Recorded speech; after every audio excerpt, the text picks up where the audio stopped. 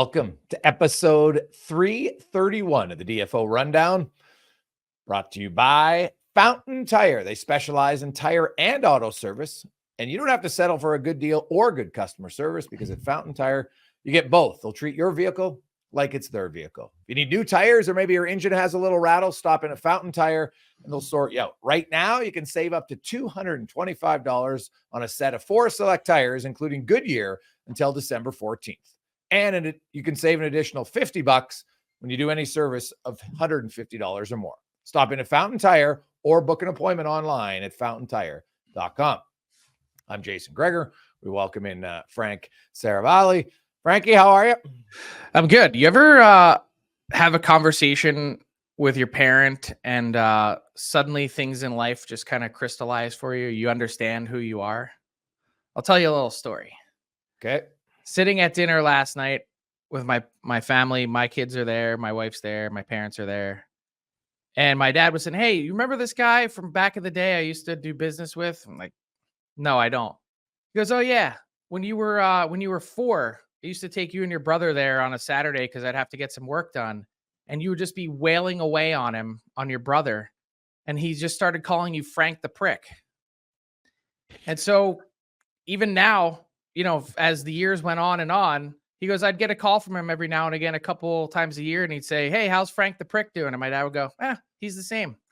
So, I guess some things never change. You go from 4 to closing in on 40 at some point. And yeah, there you are. Frank the Prick. Maybe we'll have to start using that. Feel free to use that. Anybody listening online on Twitter. Hey, Frank the Prick, I got a question for you. It just works. Oh, yeah. We should get your brother's viewpoint on that. If he thinks that's a valid nickname. Oh, he definitely would. And he's a pretty loyal listener. So I'm sure he's cackling in the car. Oh yeah. Hey, feel free to send me some behind the scenes stories of Frank's ultimate prickness. That would be good stuff. So sometimes you just hear a story and it just checks. Yeah. That checks. You're just like, you didn't even really criticize. You're probably like, oh yeah, I guess that makes sense. Yeah, makes sense. All right, FP. So now let's say to a few things. Let's start with a little drama, maybe. I don't know if drama might be hyperbolic a little bit here or not, but what do you make of the Islanders? Well, first of all, they can't hold a lead to save their life again. It's highly interesting what happened over the weekend, and really more so because of past history than anything else. You hear the comments from Patrick Waugh, and he's a really sharp guy. It's hard to not cut through and read and understand exactly what he's trying to say. So the background is, in case you missed it over the weekend, the Islanders recalled Pierre Engvall, who is on I think he has 7 years left on his deal. He was 6. It was 6. A 7-year deal. Oh, okay. Sorry. My mistake. He's 6 years left on his deal, passed through waivers, was sent to the AHL. He was recalled, and they also signed Matt Martin to a 1-year deal. He had been with the team on a PTO. So kind of, it's not fair to say blast from the past, although Martin certainly counts, but it's more of the same from the Islanders. So those two guys back in the lineup before the game on Saturday, a back-to-back situation. Lou Lamoriello addresses reporters before the game. Patrick Waugh is not permitted to speak. And after the game, when he was finally asked about it, he added in 2 caveats to things that he said, because he was asked about both Matt Martin and Pierre Engvall. So I'll just read you the quotes word for word, so we're not paraphrasing here. Having Marty back in the lineup, Waugh said he brings leadership, experience, and that physicality that we need, and Lou thinks it's important for us. So that was the comment on Matt Martin. Yeah. This is on Engvall. He says, and Pierre, we know what he did for this team in the past 2 years, and Lou thought it was a good moment for him to be back and play. What do you take from that? To me, had this come from any coach that has not had a previous run-in with his general manager and a power struggle, I would say it's nothing. But given that Patrick Waugh clearly had those issues in Colorado, which led to his demise or exit, and then also a long period of time between jobs in the NHL, I certainly raise an eyebrow at that. What about you? Well, to me, I think adding in, and Lou thought we needed it's a way of saying, now maybe he agrees with it, or it's more so, well, hey, the GM is above me and this is what he thinks we're doing. And by the way, Engvall has 4 years left. We should just be accurate. He has 4 years left on a 7-year deal at $3 million. But that's one where you wonder. And I know, Frank, you've probably heard the people wonder about kind of everything in Long Island. Nothing's really changed, right? They got a lot of the same guy now outside of the Horvat deal. There really hasn't been any major splashes in that organization, and thinking you're going to get better. It's like they're still holding on to when they went to back-to-back conference finals, and they're like, well, we're just going to continue that way. Well, it's not working. And it definitely raises an eyebrow for all the points you brought up. And I wonder about where it goes now for the Islanders, because I don't know, neither one of us, I don't think, had the Islanders as a playoff team this season. So there can be a lot of frustration there. I'm not sure there's a ton of talent on that team, top to bottom. Well, I think that's the biggest thing they're missing is talent. I mean, they have a collection of good, not great players, really, outside of Matt Barzal and Noah Dobson's pretty good. And yeah, that's the other guy I'd include in that category, and Ilya Sorokin. Yeah. And then they have some good veterans, but a lot of them are probably more complementary players now than they were drivers earlier in their career. But they're in the same spot that Pittsburgh is in too. They just don't have enough team speed. Yeah. They're the second fastest. They're the second fastest team on the ice, like 76 times a year. Yeah. And that's not a recipe for success in today's NHL. You got to be able to move, and you got to have some skill. And if you're not a fast team, Frank, then you can play fast by moving the puck quicker, and that's not necessarily a forte of theirs either. That's what Mike Sullivan has been harping on. We're not going to suddenly magically get faster, but we can move the puck faster. Can they? I don't know. We'll see. I mean, I saw the Penguins on Friday night, and my goodness, it was a clear, obvious case of not being as quick. Like it wasn't close at all. And they're a little better in Vancouver the next night against the Canucks, but still, you're right. Like I think both of us didn't have them as a playoff team either. And team speed, age, everything else. Like you can have experience on your team, but to me, you've got to sprinkle in some youthfulness, or if you have some experience, then you got to have a few burners who can still fly in their 30s, and they just don't have a lot of them. Not sure they have any, either team. Yeah, I agree. I don't know where they go from here. Well, and the fact they can't hold a lead, right? Like last year, now it got better when Patrick Waugh took over, but I was looking at they had 7 blown third period leads last year at 23 games. This year they've twice now late in the third period they've blown leads. Now one they were able to win because Bo Horvat ended up winning it in overtime, but they've had lots of leads early on again, and 2-goal leads that now the NHL does give up 2-goal leads now more than ever, which is good for the league in my opinion because it makes the games more exciting. But for a team that doesn't score a ton, you give up leads, usually it's not going to end well. Mm-hmm. So let's talk about the Jake McCabe extension. I just had a tweet from his agent involved in the process. So this just came down in the last few minutes, right as we were starting to tape. Toronto Maple Leafs extend defenseman Jake McCabe 5 years times $4.51 million. So that's the cap hit. But what they've actually done here is the Seth Jarvis deal, which is deferred money. So this is the second case of deferred money that we're seeing. And in reality, the situation is that McCabe is going to end up with $23.5 million over 5 years, which typically would have been a 4.7 AAV. And they were able to push down the AAV with deferred money from 4.7 to 4.51. Not a huge savings, but if you're able to string together a few of those, I don't know, suddenly that adds up to a roster spot or two. Yeah, if you can get 5 of them, then basically you're going to be, saving $1 million, right? It's not really on guys of this salary that really move the needle. It's like when you're talking about guys in the $13 million range that can push it down to whatever it might be. That's where you're going to really realize the most savings on deferred salary, but you're going to have to convince them of a good reason why they'd want to have to give up that money in the short term. Yeah, it's a significant amount more than what he's given up. So, and also he gets a little bit more term than a lot of people probably realized on the market that he would get.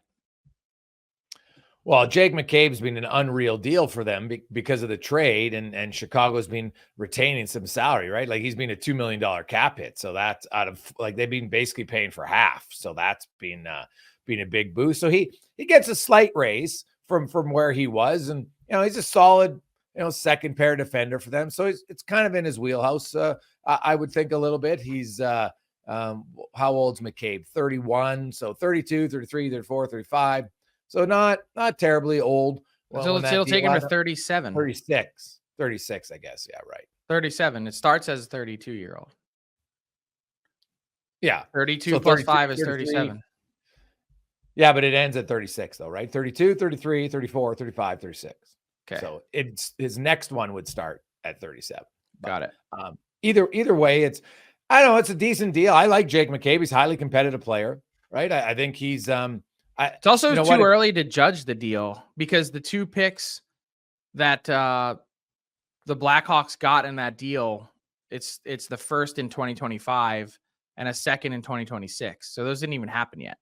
No, but I meant for Toronto, when the deal was made, they've had great value for $2 million, right? So, and one of those picks might turn out for sure, but for where they were in their cycle, we won't know till 2031 realistically how good those guys are going to be if they're going to be NHL players. So I was thinking about that other Blackhawks trade from a similar time frame, the Brandon Hagel deal.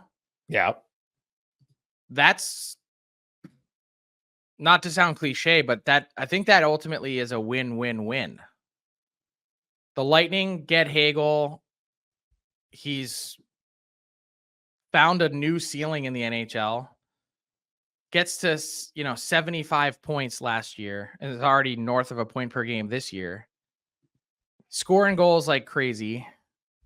And in return, the Blackhawks got 2 first-round picks, which turned into Oliver Moore and Sasha Beauvais, who look pretty good, and Taylor Radish and Boris Kachuk, who they were able to keep in their lineup for a couple years. And Brandon Hagel, the other part of the win, he got $50 million in a no state income tax state. I mean, Brandon Hagel right now, these last couple years, wouldn't really help the Blackhawks. No, God, no. So, yeah, he's happy. I think all parties are happy. You're right. It's a win. Now, speaking of Tampa Bay, Frank, big game tonight in TB as Steven Stamkos returns to Tampa Bay. His start in Nashville has not gone the way he or the Preds would want. He has 1 goal, 1 point through 8 games, is -7. And, tonight's going to be an emotional game. And who knows, this sometimes it's good to get closure. And you know what? This might be the one where he's like, okay, I can move on now. He's going to have an unbelievable response from the crowd. No question about it. The only question would be how long of a standing ovation you think he gets in Tampa Bay. That would probably be the really only question there. He was beloved and rightfully so. Captain of the team. They won multiple Stanley Cups, went to 3 Stanley Cups. They're a great team for a long time.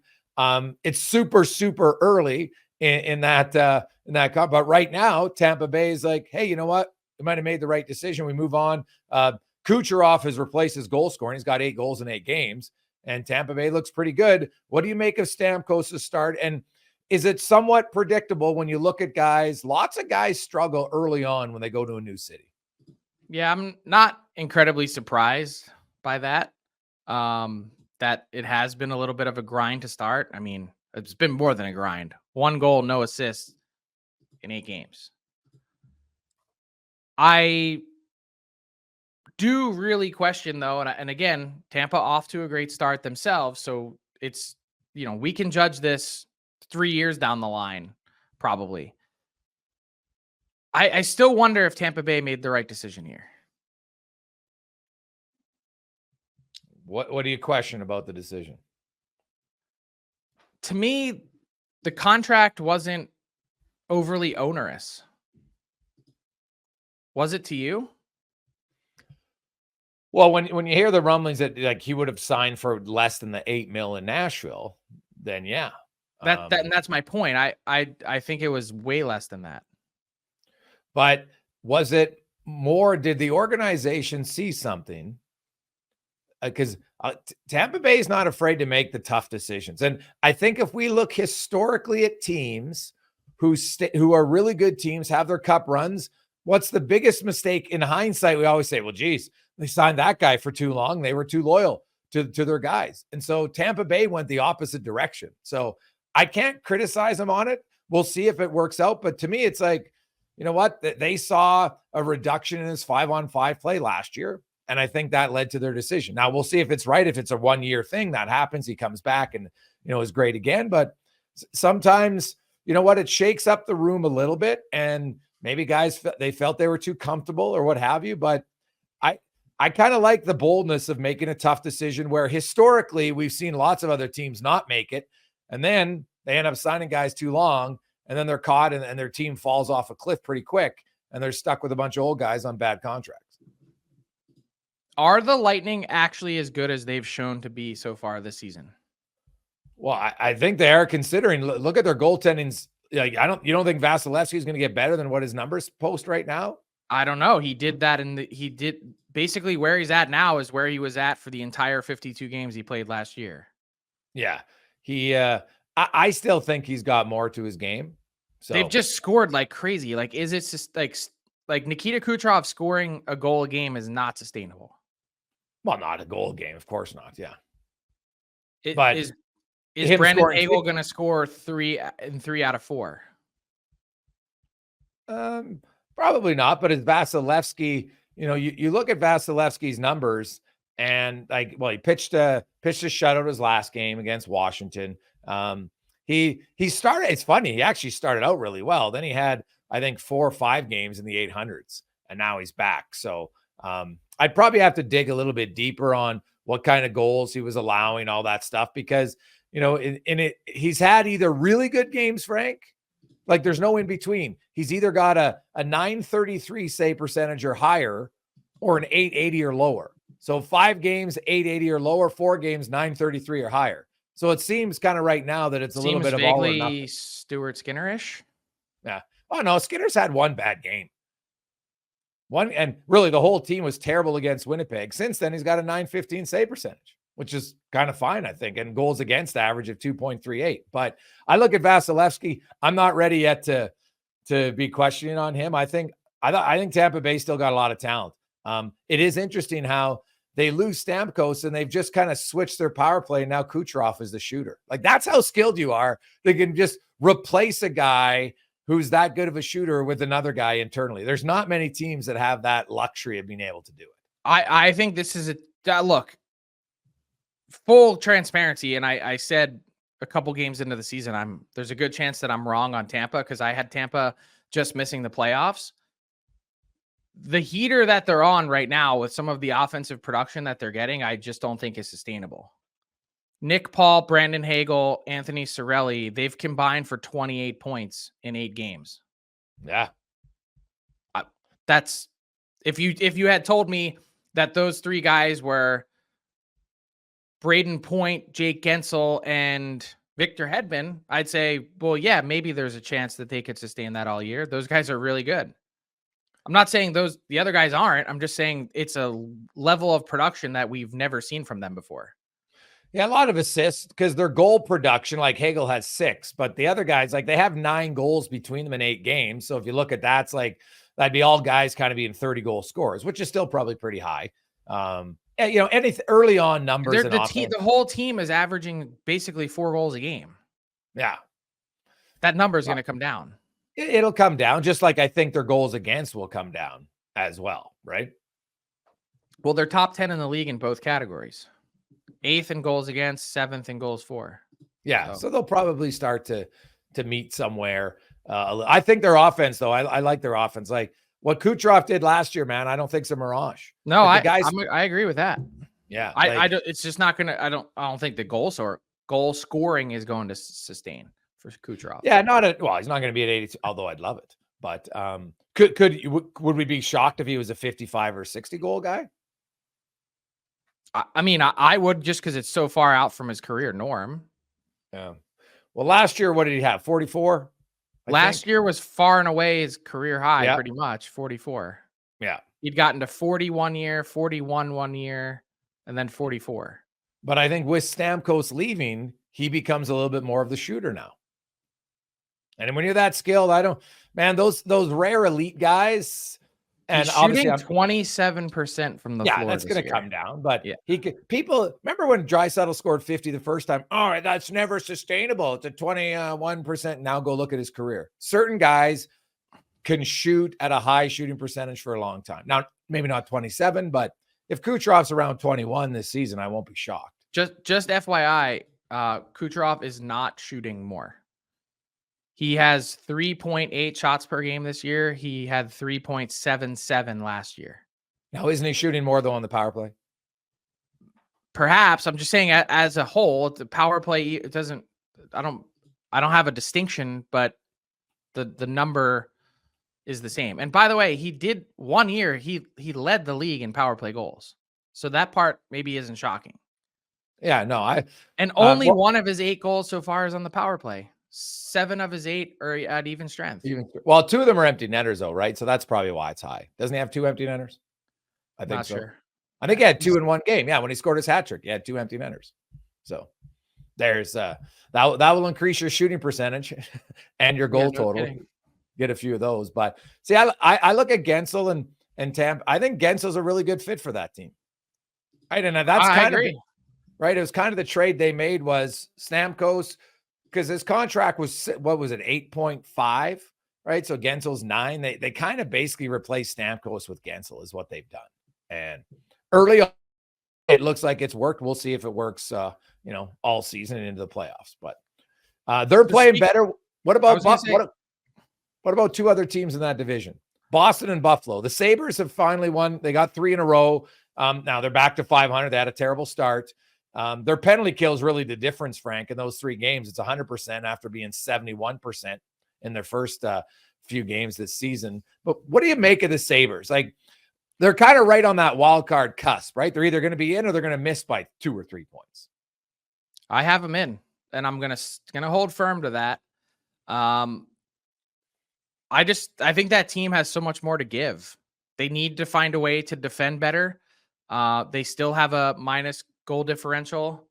They've given up 1 more than they've scored, but the fact that they've come back around, if you consider that they had, I think, 5 goals in their first 3 games, that means they have 25 in their last 5. Yeah. Tage Thompson set the new NHL Edge record for hardest shot in a game so far this season, 104.91 miles an hour. Did that over the weekend. Well, I think that's the highest ever since they've been tracking it in 22. That's what I'm saying. That's the NHL Edge era record. Yeah, that's what it's called. And it wasn't it just set like a game or 2 before from Kesselring in Arizona or Utah, excuse me. So, yeah. Well, I look at Buffalo and I'm with you. I have them right there, in that mix, and they're in a tough division, but they should close the gap. I think that division was going to be tighter this year than we've seen, where last year the top 4 was a pretty big separation.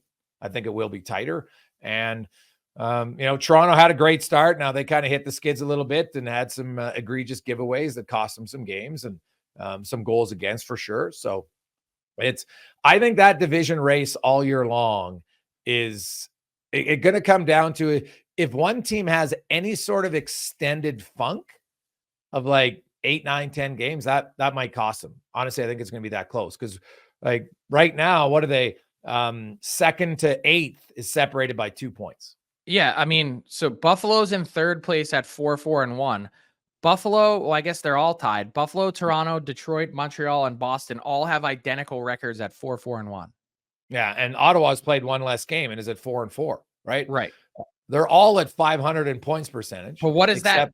What does that line up with? Let's go back to our previous theme. My call from the beginning of the season was all 8 teams in the division will have at least 80 points. They're all right there. They're all on track for it. Yeah. It's kind of we talked about a potential redistribution of points within that division. It seems like that's pretty likely to happen. Oh yeah, like it's super tight, and I think it'll be. I say the 8 fan bases in that maybe Florida might be a little bit ahead, but the other ones, I think it's going to be a roller coaster of emotions all year long. They'll win 2 or 3, then they'll lose 2 or 3, and they're like, "Oh my God, the sky is falling." The next week, they're going to be thinking, "Oh, we're a playoff team," and I think it's going to be that way all year long. Guaranteed. If we had heart monitors on the stress level of Atlantic Division fans, I think they will be at the top by far this season. Just white knuckling it all year. Oh, like look at Montreal. Montreal, a few games ago, looked like they were the worst defensive team in the league. Like they're still getting crushed 5-on-5, but they pull off a few wins, and it's because of Cole Caufield, who has 8 goals in 9 games. So does Ross Colton, by the way, 8 goals in 9 games. Kucherov has 8 and 8, and then Hischier currently leads with 9 and 12. So some guys off to red hot starts. I think you called Caufield last year to score 40, but this year it looks like he's well on his way to that. Yeah, and not really surprised. I mean, that shot, it seems like he's finding some open ice with more ease. It's just a comfortability, I think, of knowing where to go and find those soft areas that I think he's become really good at. Well, like it's funny, you look at the guys like Nico Hischier quietly has 9 goals. No one's even talking about it.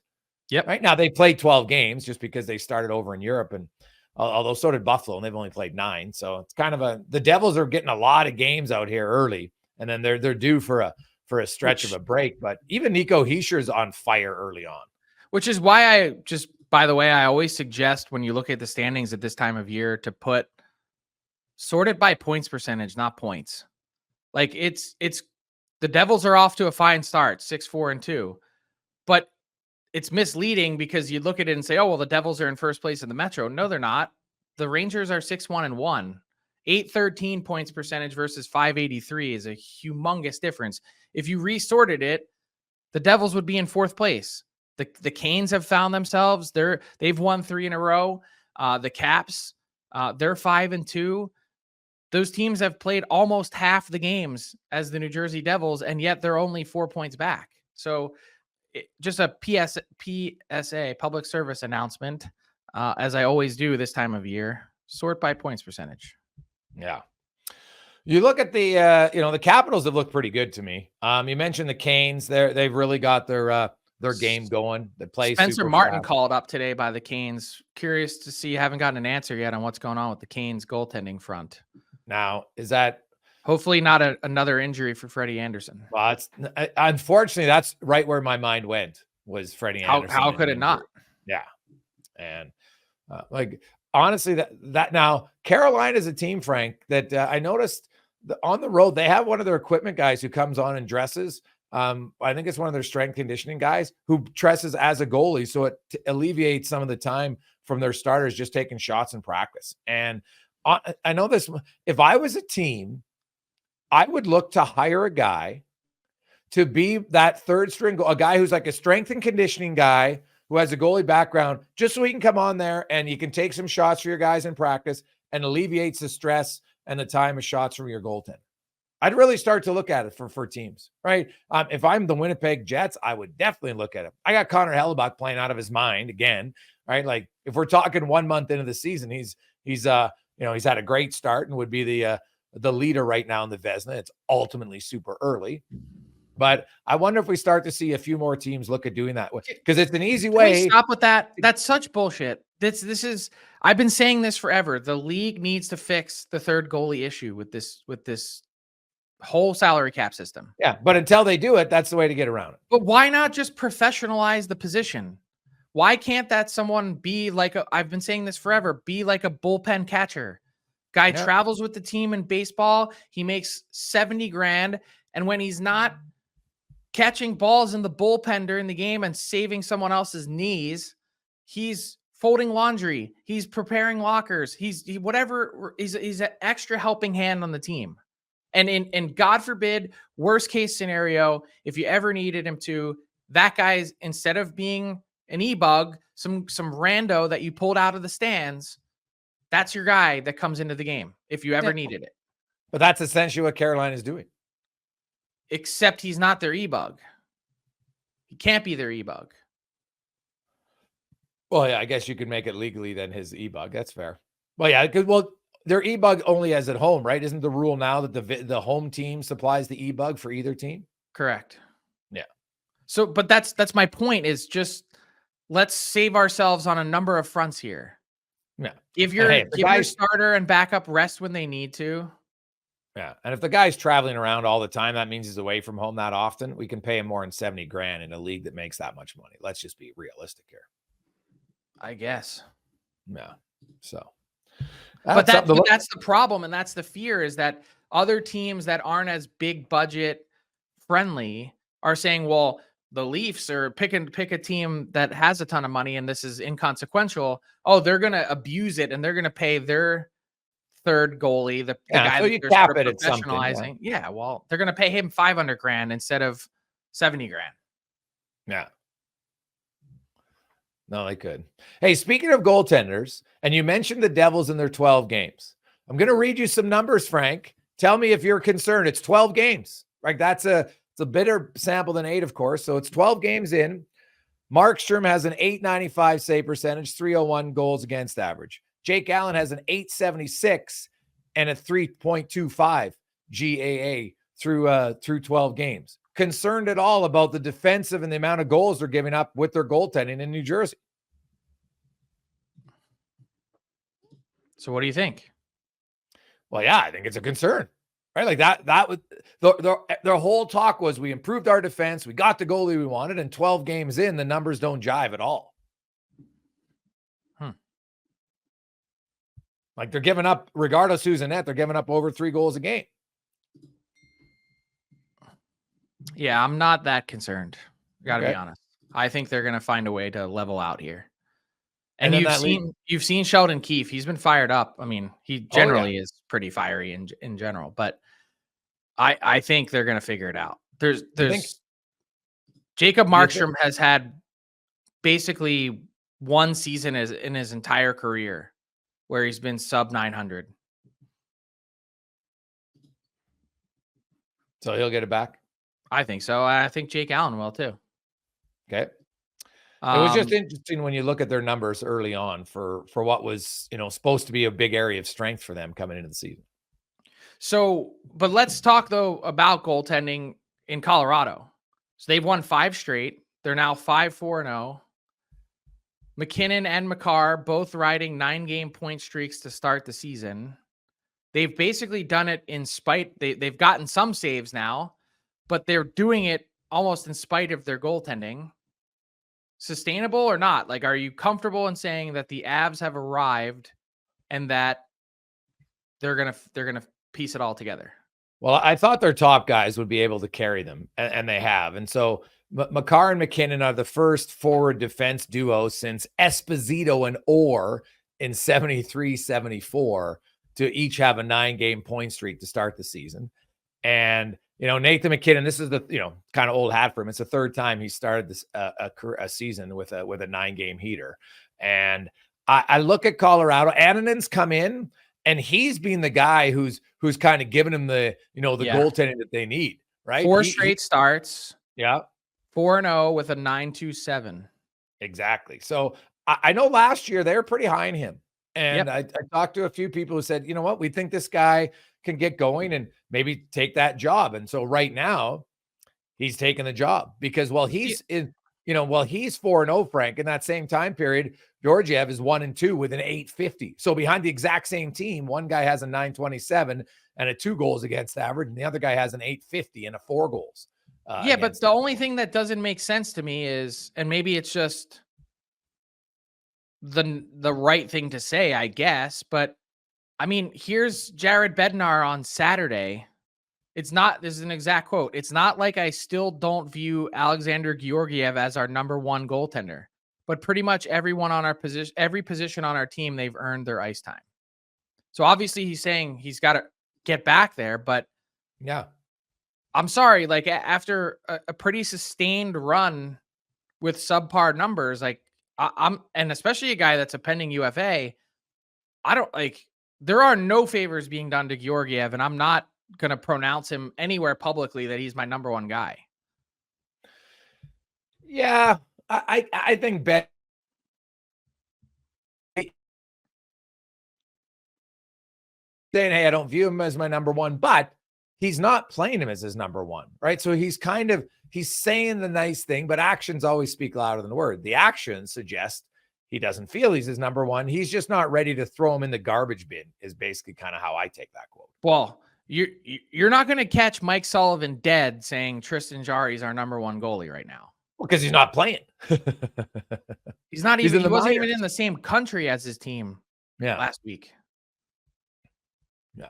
Well, the big thing for the Avs is, right, like they've gotten some more production, right? Casey Middlestat has 10 points in their last 7 games. Ross Colton has 7 goals in 7 games. Joel Kiviranta has 4 goals in 7. So they got some depth scoring guys finally show up to help Makar, McKinnon, and Rantanen, right? That's kind of what happened here for the Avs. And if their second line continues to produce like that, well, then they're going to be a tough out, no question. And then with goaltending, like I like their team. I don't love their depth, but Frank, if Nichushkin comes back here in 3 weeks, and who knows about Landeskog, I have no idea. But you get him back, and then all of a sudden you're looking, though, that's a pretty big addition to your team. Not to mention, Devontae's has just come back now. He's played the last few, so that's another big help for your squad. And I think they're good. I still think they're going to have to add some depth if they want to be a real contender in the playoffs, but I just think their top guys are too good not to be a playoff team. They're going to have to drag him there, kicking and screaming. Yeah. And they're going to have to make a decision on Kaapo Kähkönen soon, too. He's been on a conditioning loan. Is he going to get games, or are you going to put him back on waivers? Well, do they swap him, and does Georgiev go on a loan? Well, he'd have to not play for a while in order to be eligible for the conditioning loan. Well, how long did Jarry not play? Is it 3 games? Right? Because remember, it's a good question. Yeah. I don't know the exact rule on that. I think it's one. Well, normally the player has to agree to it, right? And the player has to agree, but the commissioner always has final say on whether or not a conditioning loan is acceptable or not. Either way, it counts against your cap, so it's not like it's a benefit or savings. But and hey, speaking of goaltending, before we get to Pat, how about Kevin Lankinen?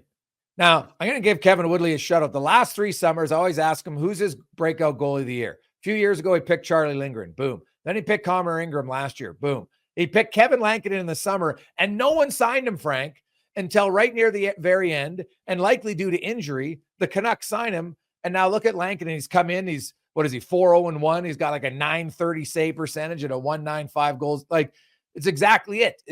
I don't know if the position's that voodoo, but you got one guy who covers the position very well saying, hey, this guy's pretty good. Now, maybe it had to do with salary cap a little bit. I don't know, but man, the Vancouver Canucks, that might turn out to be one of the best, maybe the best free agent signing of the summer if he continues to roll. He's the story of the season for the Canucks. Like, think about how much he's taken down the temperature around that team. Not only have they gotten off to a good start, but beyond that, Thatcher Demko can just take his time now. There's no rush. There's no urgency. There's no one's hair's on fire, and everyone can just play. Demko becomes an interesting sidebar story and nothing more than that, not a headline grabber.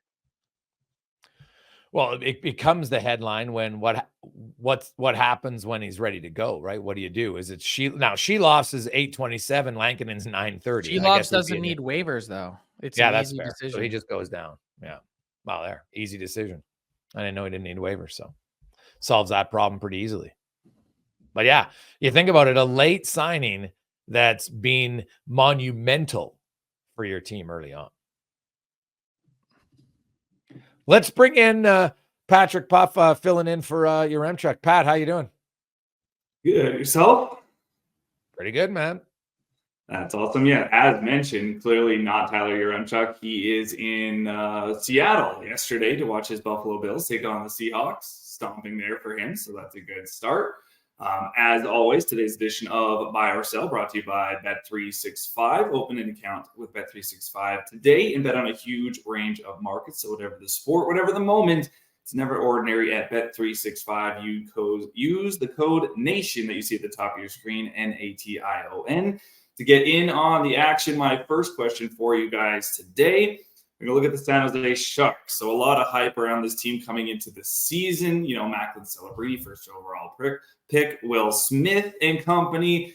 Hasn't gone their way so far. Celebrini on the IR. They are 0-7-2 through their first 9 games with just 2 points. So last season, they ended up 19-54-9, a total of 47 points. Buy or sell, the Sharks will finish this season with more than 47 points. Frank?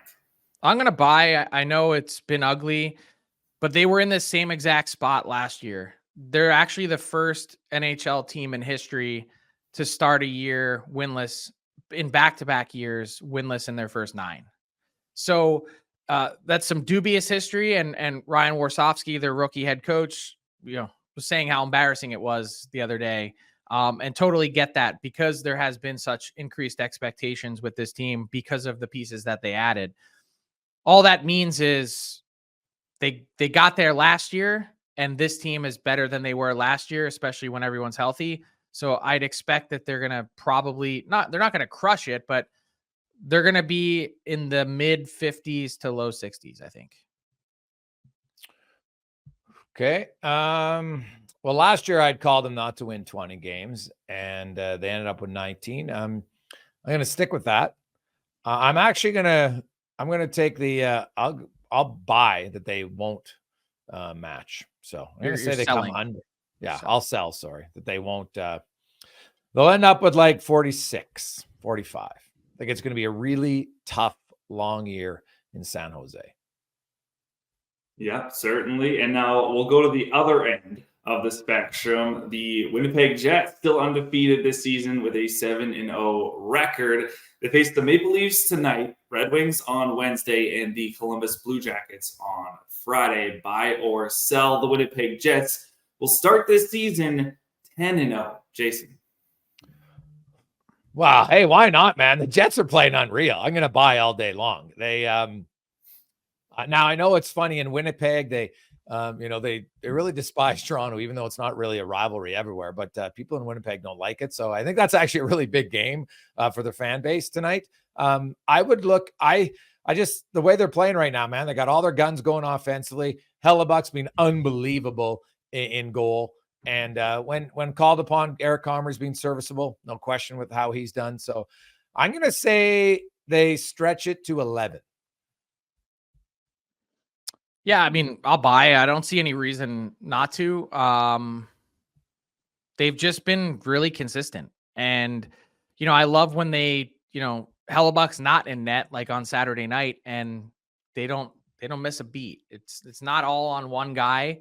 It's way more of a team. And I mentioned this word when talking about the Jets last week or a couple weeks ago. The identity that team has is very powerful.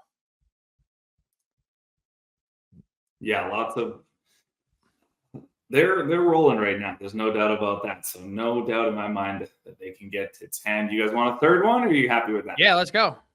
Okay, quick third one. The last defenseman to win the Hart Trophy was Chris Pronger back in 2000 for the St. Louis Blues. Cale Makar off to a very hot start, as you mentioned earlier. 3 goals, 13 assists, for 16 points in just 9 games. Buy or sell, Cale Makar could be the first defenseman since 2000 to win the Hart. Frank? I'm going to sell, because the biggest argument that I would have to make in that case is that he is that team's most valuable player. And I'd have a hard time convincing myself that it's anyone other than Nathan MacKinnon. And so therefore, if you're not the most valuable player on your own team, how could you possibly be the most valuable player in the entire league? It's maybe unfair to Makar in that case, but I just, that's what it comes down to for me is just trying to decide on a team's most valuable player. And I don't think he's it. Yeah, I'm going to sell as well. It's difficult for a D-man to do it, not impossible. Obviously, we've seen a few, just like the odd goaltender Although I'm not sure we'll ever see a goalie because they don't play enough games anymore. But I look at that whole team's makeup, and McKinnon's such a strong, powerful force that, if he did win MVP of his own team, it would be really tight. And I think the offense around the league, there's going to be too many guys with 140 plus points. And I think that's going to get looked at. And the other thing is, right or wrong, right now, Makar, he's still a negative player. And so that's something that would factor in. Goals for, goals against. When you start to look at a lot of that, you got to have a pretty high goal for percentage 5-on-5. Fair enough. All right. Thanks, guys. That's it for today's edition of Buy or Sell, brought to you by Bet365. Thanks, Patty. Now, we haven't talked about it, Frank, very quietly. Maybe we should. What about the best line in hockey right now? Barbashev, Eichel, and Mark Stone. And they are absolutely killing it 5-on-5. And then you even throw in Alex Pietrangelo, who's got the second most points 5-on-5 in the NHL right now with 10. But Barbashev's off to a ridiculous start with 6 5-on-5 goals, 11 points. Eichel's got 9 and 9. Stone has 8 5-on-5 points. He leads the NHL in scoring with 17. Like, that line has been unreal for the Golden Knights. Yeah, it's been crazy to watch. And when you sort the stat leaderboards by goals, it kind of jumps off the page. You're like, Barbashev, 6th in the league? What's going on here? He's only 2 off of Nico Hischier for the league lead. It's been incredibly impressive. And the only thing that I can think about, and maybe this is just like the nature of what I do for a living, but Jack Eichel is eligible to sign an extension on July 1. What does Jack Eichel's next contract start with? Well, good question. Does he make how about this? Jack Eichel or Mitch Marner, who has a higher AAV? And who would you want? Like, I think to me, the answer is Jack Eichel all day. No? It's a really good question. He's been north of a point per game a bunch of times in his career. The most games he's ever played in a season is 77. Last year, 63. The season before that, 67. He misses a lot of time. Yeah, that's the challenge.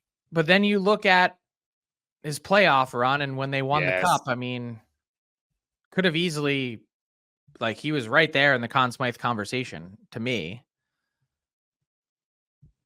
And off to such an incredible start this year, but he's already making 10.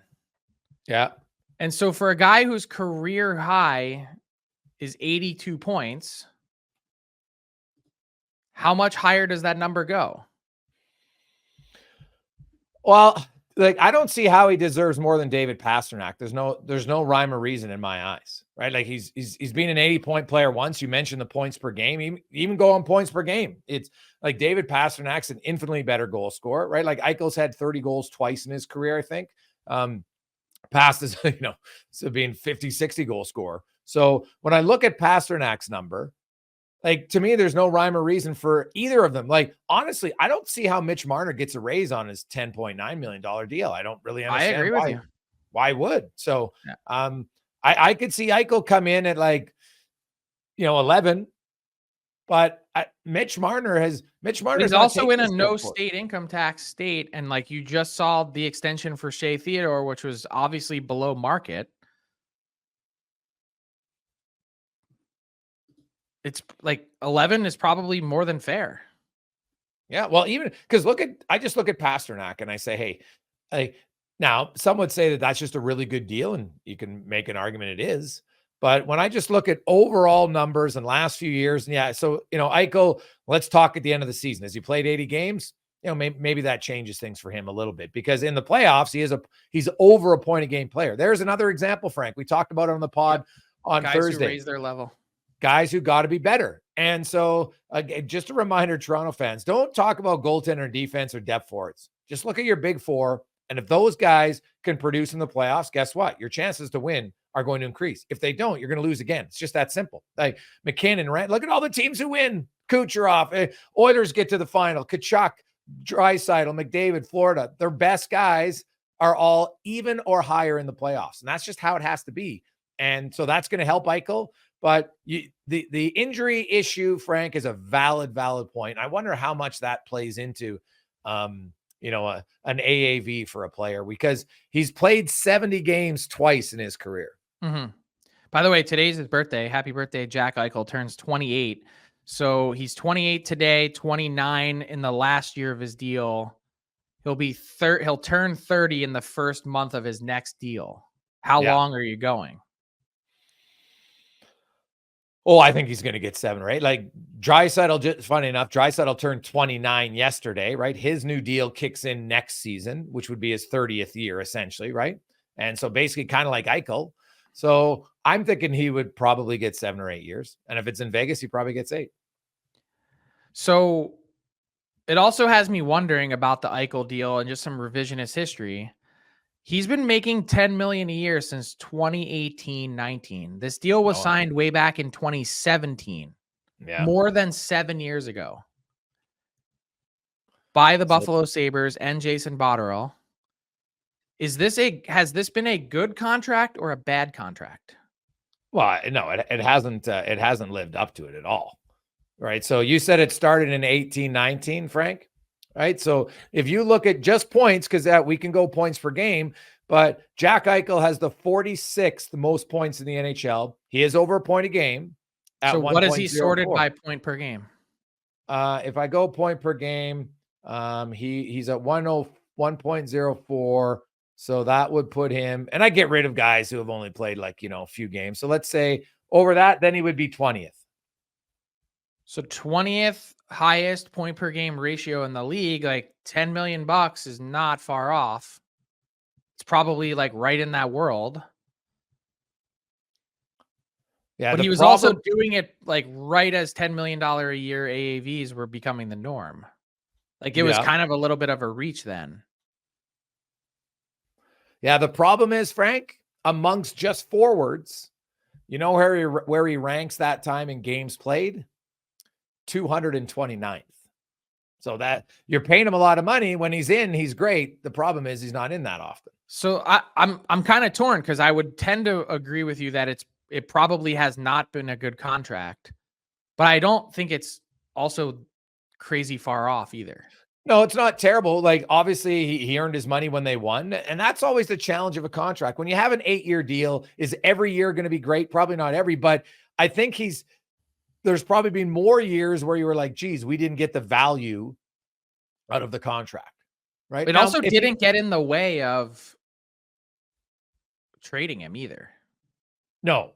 Like that's kind of the amazing part about the Jack Eichel story is that he had that neck surgery that no one in the NHL has ever done before. Yeah. And he's making $10 million a year and the Sabres didn't retain and they still got a pretty decent return for him. It's true. Well, it's a good player. Like Jack Eichel, when he's on, he's a hell of a player. There's no doubt about that. Right. Like when he's on, I take him over Mitch Marner all day. To me, it's like he's a center too. Right. So I'm fascinated about what like Marner's a UFA at the end of this season. And I'm fascinated to see what his contract's going to be. Yeah. The Sabres haven't really made good on the first round pick that they made. No, like Alex. Yeah. Tuck was good piece in that, but you looking back, you would say Buffalo still lost a trade. Usually you lose the trade when you trade the best player. It's very rare to win it. Sometimes you hope to break even, but looking back. Did they though? No, I don't think they did. I think they lost the trade. Well, they made the playoffs. Since the trade, Tuck has played more games. Yeah. Than Eichel. And so give me Eichel's numbers just since becoming a Golden Knight. So that would have been during the 21-22 season. Fun to do this on the fly. So Jack Eichel has 174 points in 173 games. So 75 goals in that span. And Alex Tuck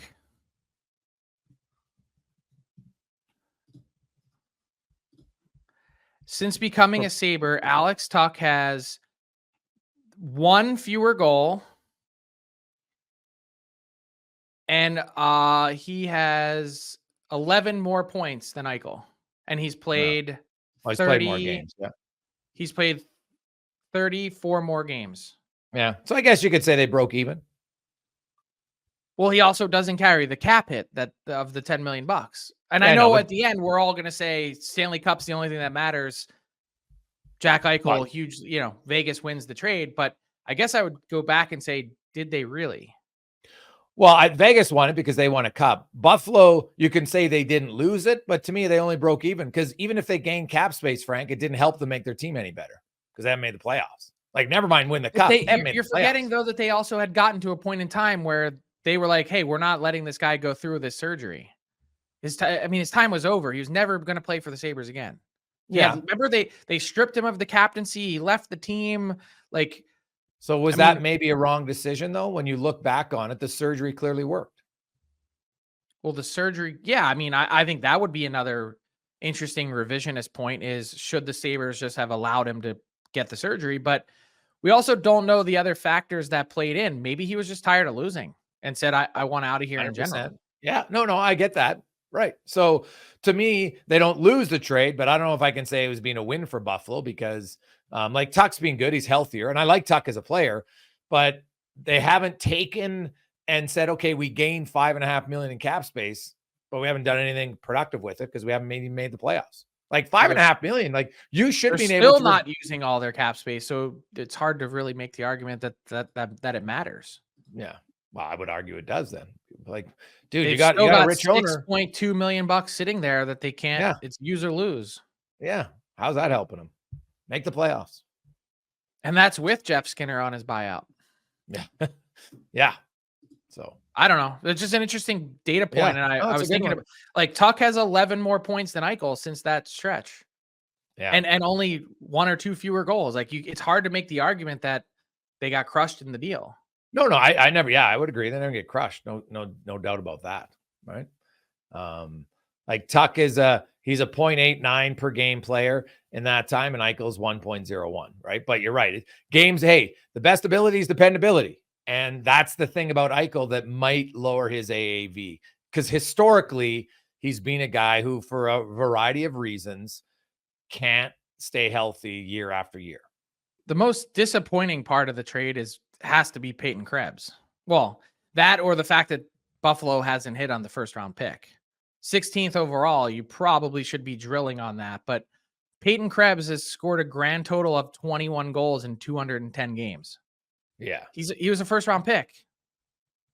17th overall. So you essentially got 2 first round picks, and neither one of them have done anything to support the production that Tuck has had, which would drastically swing the deal in your favor. Yeah, valid point. So, valid point. It'll be it's going to be a fun offseason, Frank. You look at the contracts. There's some big ones coming. McDavid's due for an extension July 1st. You mentioned Eichel. Marner's a unrestricted free agent. John Tavares obviously is going to be taking a pay cut. Where's he signing? How much? So there's some big names out there. I disagree.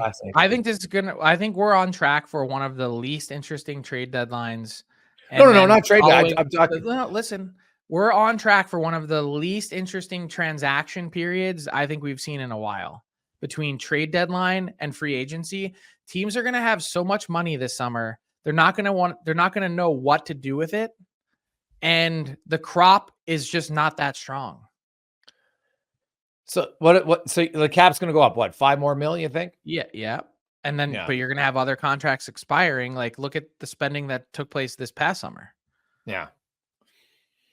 But to me, it was more interesting, like the top end guys, how top are they going to get? How high? They're all locked up. All the good players are all locked up.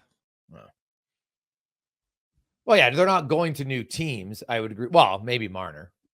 But do you think he stays in Toronto before we got to go? I don't. We don't. Okay. I'm interested to see where. Any early guesses in October on where he would go? No, it's too soon. No. But they're going to have to tell him that they're not bringing him back. And that's going to be the hard part. Because they're going to have to decide. They're going to have to. Here's the thing about the Leafs. And we talked last pod about it. But go look at their start to the season. 4-4-1. It's basically identical to the last 5. And we had heard this chorus already of the Leafs are different. They're so different under Craig Berube. It's the same record last 5 years in a row. basically 4-4. They've all started the first 9 games the same way.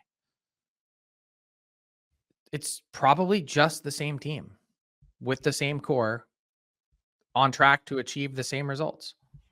Ooh, spicy. That's how is that spicy? That's just tell me what's different here. Tell me what's new. Well, yeah, no. Hey, I've outlined it many times. Will their best guys show up to the level they need to win in the playoffs? And we don't know that question. You can't answer it until the playoffs, because we've seen great regular seasons. We've seen better regular seasons from guys, but will it happen in the playoffs? I got a different coach. Well, will he somehow be able to tap into that more? We'll find out. But we won't know until April, whatever, the playoffs start, 20th. Can't wait. Honestly, I don't think we will.